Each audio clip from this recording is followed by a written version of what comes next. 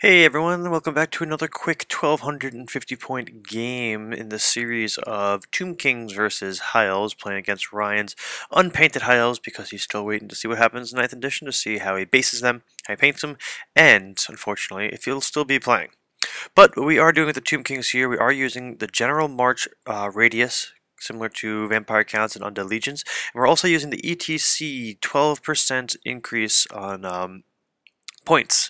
So Ryan's running 1250, I'm running 1400. So from left to right, I got a War Sphinx, 20 Tomb Guard with the Tomb Prince in there. He's got a great weapon and a 4+ ward save. And then I've got 24 Archers with my level 2 Priest with a Scroll, and then another War Sphinx. So what I did from last game, if you have been watching the evolution of this list, I dropped some of the Tomb Guard, and then I added another War Sphinx. And he also has Fiery Breath, and I also had to add some archers to fit Min Core because Min Core goes up since I get a point boost on my point allowance. So here is deployment and terrain. To the left we have a candy forest. We've got 2 impassable beer bottles and then a hill. I'll show you Ryan's deployment in a moment. I do have in the bottom middle one of my fast cav units ahead of deployment, beyond the 12-inch deployment line, screening one of the War Sphinxes. This way I can get some cover. And then also a more efficient screening right here. I've got these guys up on a hill giving some cover to the War Sphinx. So I do make a little bit of some maneuvers during the Vanguard phase, and then I also go ahead and get turn 1, in which case I move up my full move.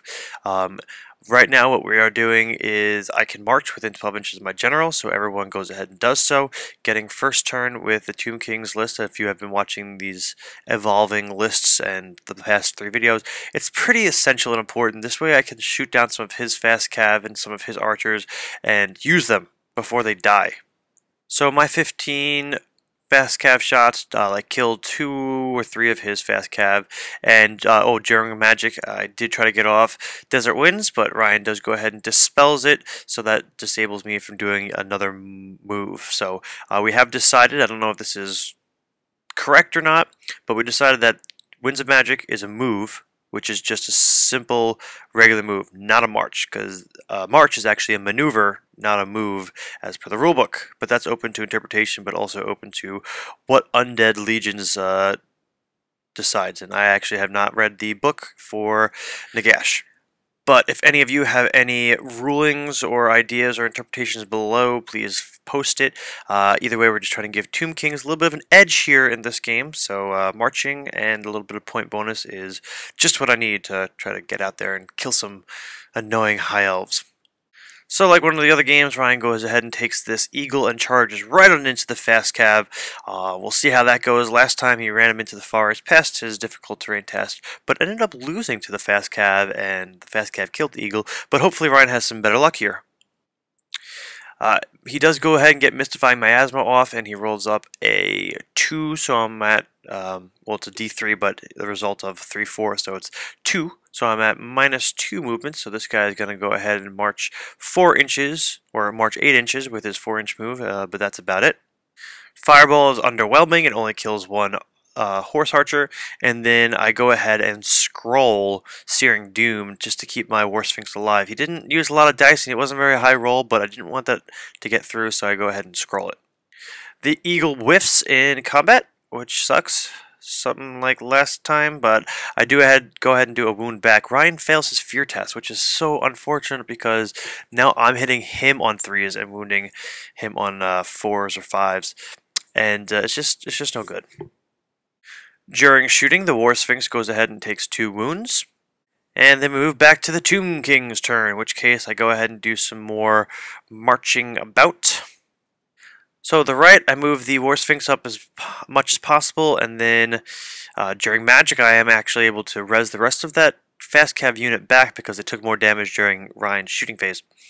And then I move up the archers 4 inches so they can still shoot. Don't want to lose my ability to shoot by marching. And then I march up the Tomb Guard, and the War Sphinx to the left is outside of marching range, so he's only able, actually no, he is in marching range, so he was able to move his 12 inches, and then the fast cav unit to the left. Ryan does have a Lore Master. I forgot to mention that, but you can see all of those cards there on his side. So he is running with 8 spells. And also, sorry, I forgot to mention, I have the 5+ ward save spell, and then Desert Winds, obviously. During combat, ooh, no good. I ended up killing the eagle, or I ended up chasing him down and killing him. Just no good. That's twice that happened with the eagle. I did manage to get a wound back onto this War Sphinx during one of my magic phases, or during my magic phase. This is now Ryan's turn, so 4 of the 5 fast cav are dead, with a mixture of Shem's Burning Gaze and Fireball. He's able to kill some of those guys, and then go ahead and actually finish off, or deal enough damage to leave the War Sphinx with 1 wound left, and then all of his archers and bolt throwers are able to manage to pick off the last wound, so the War Sphinx is down. But he gets relocated because he is the painted one. And now back into my turn. I don't charge, which was one important thing. I could have made a charge or two onto the bolt throwers. I'd make a single charge with the fast cav against the other fast cav, just petty cav battles. Do not march the archers. I want them to be able to get some shots off. I move up the fast cav to redirect. This way the War Sphinx charges on his turns. And then the Tomb Guard move up just a bit. So I irresistible cast the protection spell, which is kind of useless because it's only protecting the archers and the Tomb Guard, which really aren't the threat right now. The threat is the War Sphinx, but I get it off just to get some spells out there. So I do go ahead and take out the Flame template and scorch 13 Sword Masters. We don't peel them off just because it's just about all of them. There's about 8 guys left or so. And over here, I end up killing one of the Elven Fast Cav, and I've got just the 3 left. And here it is. This is the end of the game. We did not continue into combat because we wanted to bang out a second game, which might be a little bit more interesting, so check that out. But the War Sphinx killing just about all the Sword Masters. He can't handle the Tomb Prince and the Tomb Guard the way they are. You would have to deal damage to them, but honestly, I'm going to be able to take out the bolt throwers, no problem. His archers would kill some skeletons, but whatever, they're just skeletons. So a victory here to the Tomb Kings, but not without discussing why. And we went ahead and we put in, I can march within 12 inches of my general, which is that Vampire Count / Undead Legion's ability, and then the ETC comp 12% increase in points. So I was planning an extra 150 points, which with Tomb Kings they can use as much help as they can get. But are those two things together too much? And we'll see that as we move on through a couple more games. Me and Ryan are going to do a few more with both of these factors.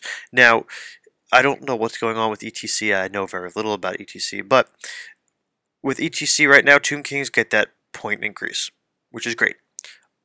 But if you play an Undead Legions, you will get the general benefit, but Undead Legions is in ETC, and if they are in ETC, if you bring just Tomb Kings and get the extra points, do you also get the Undead Legions Vampire March in general bubble? So, we're just using those 2 little variables because that seems to be what Games Workshop has put out, so instead of trying to use our own little fixes for Tomb Kings, which we have in the past, we decided to use those 2.